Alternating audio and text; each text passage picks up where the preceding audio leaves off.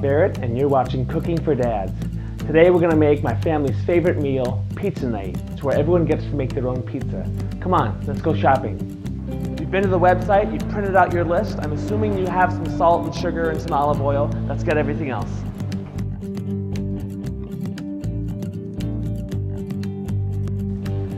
Get a jar of basic pasta sauce. You're going to need some all-purpose flour. Get some packets of yeast.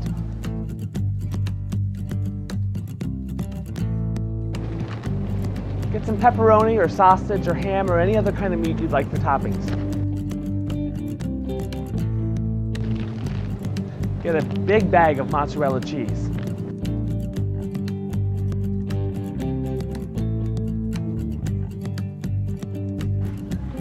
Get some parchment paper. It's in the paper products. It's optional, but it really helps. So you've got all your stuff, let's go. There's only one thing we really have to make for this meal, and that's the pizza dough. You can buy the ready-made ones, but it's so much better if you do it this way. But to get there, we have to break one of our cardinal rules here at Cooking for Dads. We're going to have to measure some stuff. Right! No measuring! No measuring! You can't bake without doing some measuring. So first we're going to get a cup and a half of lukewarm water. We're going to feel that on our arms. But that's really the majority of the measuring we're going to have to do. Okay, you've got your cup and a half of warm water. Get 2 packets of yeast and just pour them in. This is quick rise yeast, so it goes faster. You don't have to let it rise as long. If you have regular yeast, it takes twice as long to rise. So you pour it in, you stir it up, you set it aside. While that's off to the side, we need to get 4 cups of flour. I know this is kind of a pain. It doesn't have to be exact, but you want to get 4 cups of flour. Now for me, it's really hard to keep track. So don't talk to me while I'm doing this. That's 1, 2.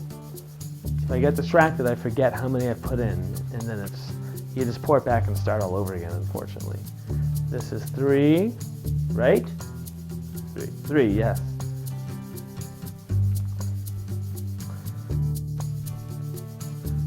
4.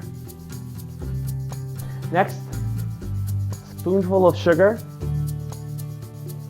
spoonful of salt. Lastly, for this part, you're going to take some olive oil and pour about your thumb's worth in. Just like that, not too much. Now you'll notice that I'm baking in the black shirt. With flour and a black shirt, it's not a good mix.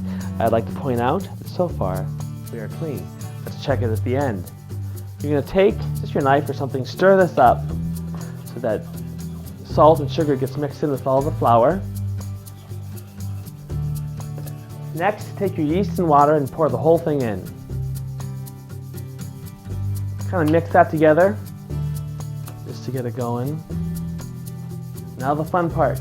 Keep your flour nearby. You may have to add some more flour if the dough is too sticky.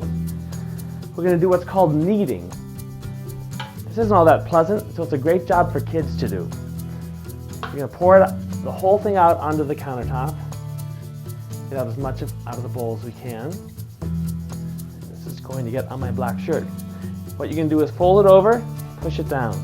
Fold it over, push it down. Fold it over, push it down.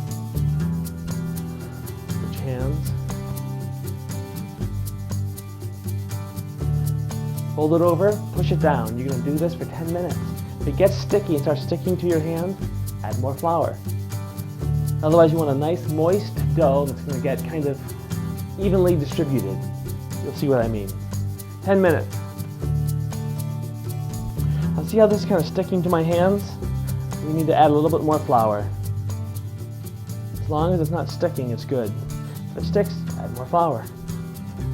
Somehow the heat of your hands and pushing on the dough and the stretching makes the dough a great consistency. Okay, it's time for honesty. I've actually only been doing this for like 7 minutes. And actually it's probably enough. So 7 to 10. See how smooth and stretchy this dough is? It's really different from when we started. Make it into a ball. Put it in a bowl. Cover it with paper towels. Set it aside. If you used quick rise yeast, like I did, let it rise for 15 minutes. If you use regular yeast, it takes about 30 minutes. Meanwhile, we're going to get our toppings ready. Take your sauce, pour it into a bowl. Try not to spill all over the place. That's for your sauce. Take your cheese, put that in a bowl. Basically, you want a little bar where people start down here, put on sauce and cheese and toppings, put it in the oven. Super easy. And kids like doing it because they can't complain then. They can put on whatever they want. For the smaller toppings, I like using these coffee cups.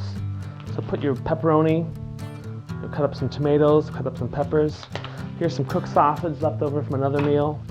Just put that, and people just go right down and put whatever they want on their pizza. We actually somehow bought turkey pepperoni, so that's going to be interesting to see how that tastes. I'm going to cut up a tomato and cut up a pepper, put them out. You can use ham, you can use shrimp, you can use any kind of meat that you want. You can use vegetables, carrots, I mean, whatever leftovers you had, you can put it out in little cups and people will put it on. You can use pineapple, you can use just anything you have.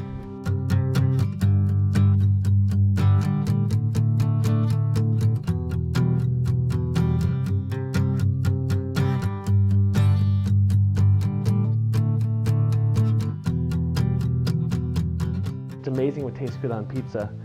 Sometimes my kids just use cheese, which makes all this effort not quite worth it.